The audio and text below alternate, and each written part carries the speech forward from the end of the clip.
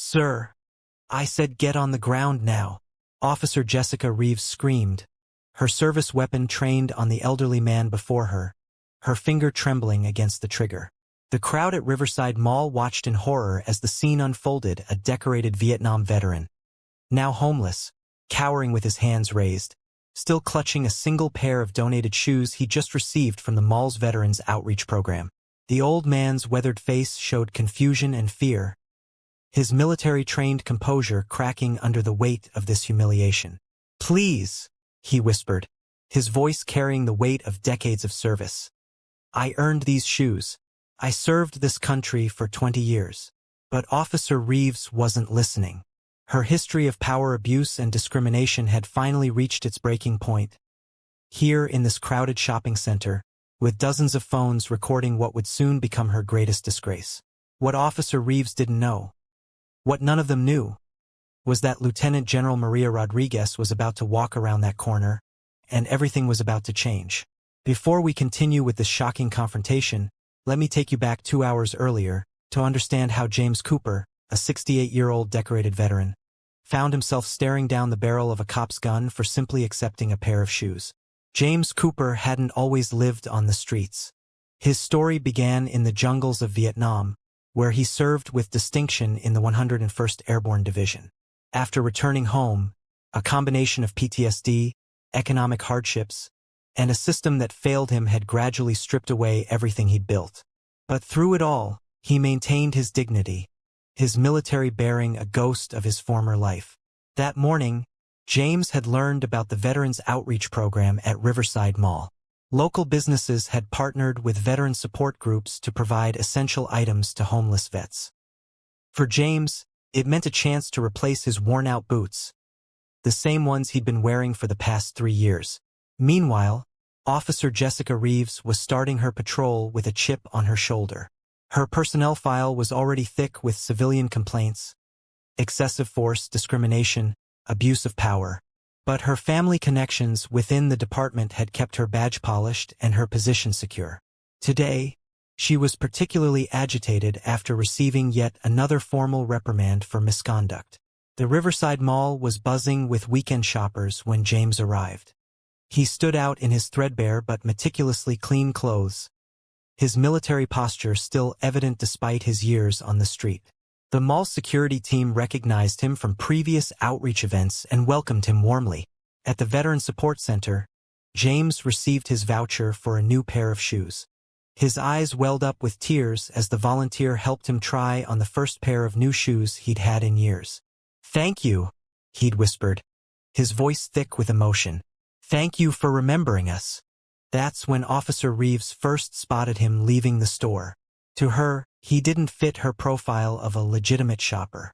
She hadn't bothered to notice the Veteran Support Center's banner, or the volunteers helping other veterans nearby. She saw only what her prejudices allowed her to see, someone she deemed didn't belong. And if you're finding this story as outrageous as we do, make sure to hit that subscribe button. We bring you powerful stories of justice and accountability every week. James was admiring his new shoes when Officer Reeves approached, her hand already resting on her weapon. "Sir, what are you doing here?" she demanded, her tone hostile from the start. "Ma'am," James responded respectfully, falling back on his military training. "I just received these shoes from the Veterans Program." He tried to show her the voucher, but she wasn't interested in explanations.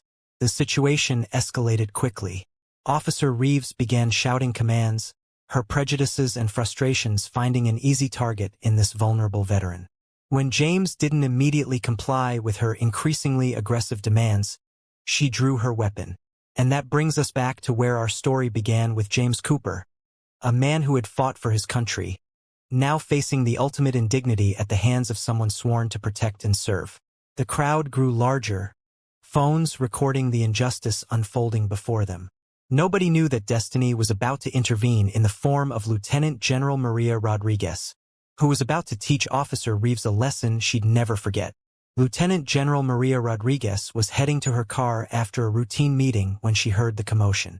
The 3-star general, known for her fierce advocacy for veterans' rights, immediately recognized the gravity of the situation unfolding before her. "I won't ask again," Officer Reeves shouted, her weapon still trained on James Cooper. The elderly veteran's legs were shaking now, decades of military discipline warring with the instinct to protect himself. Sweat beaded on his forehead despite the mall's air conditioning, his new shoes forgotten in the face of this unexpected confrontation. General Rodriguez pushed through the growing crowd, her civilian clothes hiding her rank but not her authority. Her blood ran cold as she took in the scene. A fellow veteran, clearly vulnerable, being terrorized by a power-drunk officer. "Officer," General Rodriguez's voice cut through the tension like a knife. "I suggest you lower your weapon immediately." Her tone carried the weight of countless battlefield commands, the kind of authority that couldn't be ignored. Officer Reeves spun partially around, keeping her gun trained on James. "Stay back. This is a police matter," she barked, but there was a slight tremor in her voice now. "No," General Rodriguez replied, stepping closer. "This is about to become a national disgrace. I am Lieutenant General Maria Rodriguez, United States Army, and you are currently holding an American hero at gunpoint." The crowd murmured, phones still recording every moment. Officer Reeves's face flickered with uncertainty, but her arrogance won out. "I don't care if you're the president's mother. This man was acting suspiciously, and I'm handling it." General Rodriguez's eyes narrowed. 20 yards away, mall security was finally arriving, along with 2 other police officers who had been patrolling nearby. "Acting suspiciously?" she repeated, her voice dripping with controlled fury. Would that be the suspicious act of accepting donated shoes from a veterans outreach program? Or perhaps the suspicious act of serving his country for 20 years? James Cooper stood perfectly still, his military training kicking in as he recognized the presence of a superior officer. His eyes met General Rodriguez's, and she saw decades of pain, service, and dignity in them. If you're as moved by this story as we are, don't forget to hit that subscribe button. Help us share these important messages of justice and accountability. The 2 responding officers approached cautiously, immediately recognizing General Rodriguez from various military ceremonies in the city. Officer Sarah Chun, the senior of the 2, took charge of the situation. "Officer Reeves," Chun called out, "stand down immediately." But Reeves was too far gone, too invested in her power trip to back down gracefully. "He could be dangerous," Reeves insisted, her weapon still raised. "He could be pretending to be a veteran. He could dash. He could be your father," General Rodriguez interrupted, her voice steel. "He could be your brother. He is definitely your better."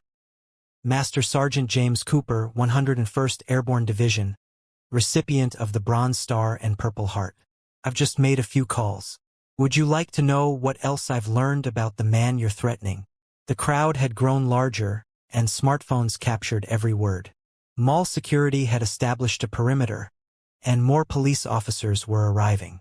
Officer Reeves was beginning to realize she'd made a terrible mistake, but her pride wouldn't let her back down.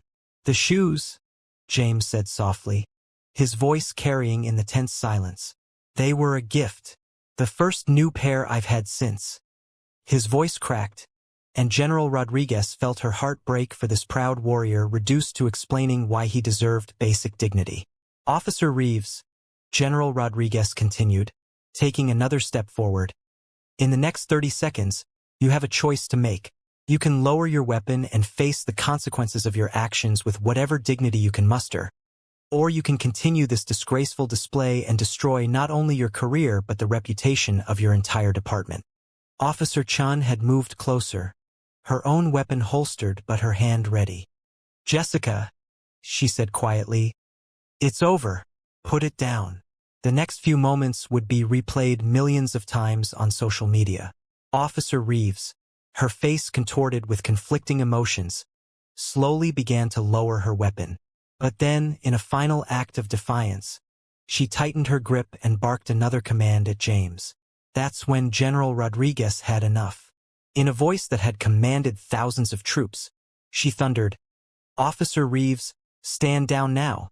The command, delivered with the full force of military authority, seemed to break through Reeves's power-drunk haze. Her weapon lowered, and Officer Chun moved in swiftly to secure it. But this was far from over. As Officer Reeves was led away, General Rodriguez turned her attention to James Cooper, determined to ensure that justice would be served, and not just for him, but for every veteran who had ever been disrespected, forgotten, or abused by the system they had sacrificed everything to protect. The story was about to explode across the nation. But first, General Rodriguez had a promise to keep to a fellow soldier. What happened next would change not only James Cooper's life but the entire conversation about how America treats its veterans. Stay tuned for the final part of this powerful story, where karma catches up with Officer Reeves, and justice takes an unexpected turn. The video of Officer Jessica Reeves pointing her weapon at James Cooper went viral within hours. Millions watched as Lieutenant General Maria Rodriguez stepped in, her commanding presence and unwavering defense of a fellow veteran captivating viewers worldwide. But what happened after the cameras stopped rolling would reshape police accountability across the nation. In the immediate aftermath, General Rodriguez refused to leave James Cooper's side. As paramedics checked his vitals, his blood pressure had skyrocketed during the confrontation. She made a series of phone calls that would set powerful forces in motion. What happened today isn't just about one officer's misconduct, General Rodriguez told the gathered press outside Riverside Mall. This is about how we, as a nation, treat those who have sacrificed everything for our freedom. Master Sergeant Cooper served this country with distinction in Vietnam. He earned multiple commendations, saved his fellow soldiers under heavy fire, and came home carrying wounds both visible and invisible. And today, he was held at gunpoint for accepting a pair of shoes from a veterans outreach program. The story exploded across social media platforms. Hashtag Justice for Cooper and hashtag Veteran Lives Matter began trending nationwide. But General Rodriguez wasn't interested in hashtags. She wanted concrete change. Within 24 hours, Officer Reeves's personnel file was leaked to the media. The full extent of her misconduct came to light. 17 complaints of excessive force, 23 allegations of discrimination, and numerous reports of abuse of power, all swept under the rug due to her family connections within the department. Police Chief Marcus Thompson called an emergency press conference. Effective immediately, he announced, his face grave, Officer Jessica Reeves has been terminated from the Metropolitan Police Department. Furthermore, we are launching a comprehensive investigation into how previous complaints against her were handled. But for General Rodriguez, this was just the beginning. She had discovered something even more disturbing during her investigation. James Cooper wasn't the first veteran Officer Reeves had targeted. 3 other homeless veterans had filed complaints against her in the past year alone. The system didn't just fail today, General Rodriguez testified before the city council. It's been failing systematically, repeatedly, and shamefully. When we allow those in power to abuse our most vulnerable citizens, especially those who have served this country, we betray everything we claim to stand for. The fallout was swift and far-reaching. Officer Reeves's uncle, a high-ranking police administrator who had helped bury complaints against her, was forced to resign. The department's Internal Affairs Division underwent a complete overhaul. But more importantly, James Cooper's story became a catalyst for change. Local business leaders, moved by Cooper's dignity in the face of humiliation, established a foundation to help homeless veterans. The Cooper Veterans Initiative would go on to help hundreds of veterans find housing, employment, and medical care.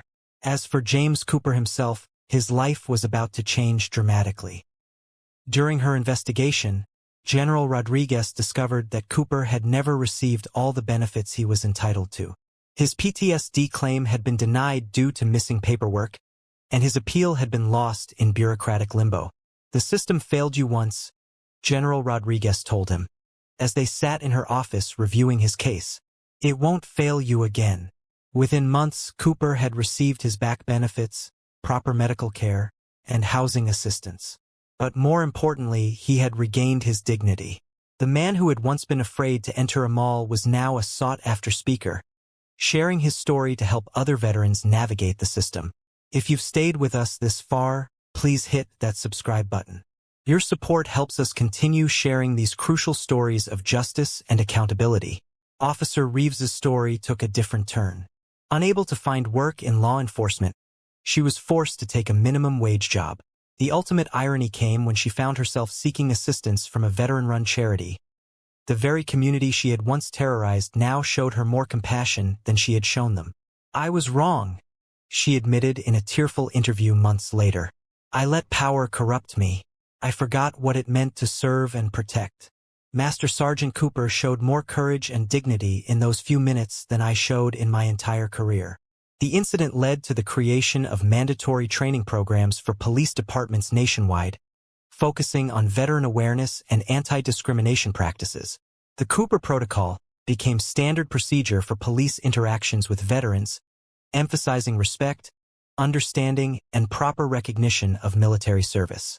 1 year after the incident, James Cooper stood beside General Rodriguez at the opening of a new Veterans Resource Center at Riverside Mall, in the exact spot where he had once been held at gunpoint.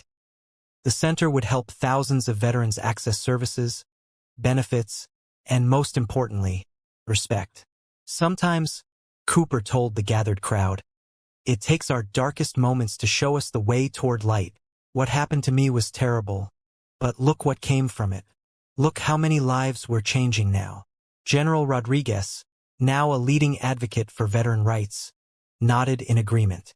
"The measure of a society," she said, "is not in how it treats its most privileged members, but in how it protects its most vulnerable.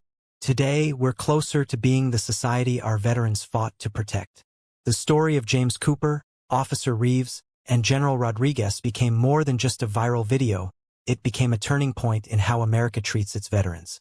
It reminded us that true justice isn't just about punishing wrongdoing. It's about creating lasting change that ensures such wrongs never happen again. As for that pair of shoes that started it all, they're now displayed in a case at the Veterans Center, a reminder that sometimes the smallest things can trigger the biggest changes. And beside them, a simple plaque reads, "Never forget those who served. Never again turn away from their need. Never stop fighting for justice." And so, what began as a moment of injustice transformed into a movement of hope, proving that even in our darkest moments, heroes can emerge, justice can prevail, and positive change is always possible, if we have the courage to stand up for what's right. Thank you for watching this powerful story. Don't forget to subscribe for more inspiring stories of justice, courage, and positive change. Together, we can make a difference.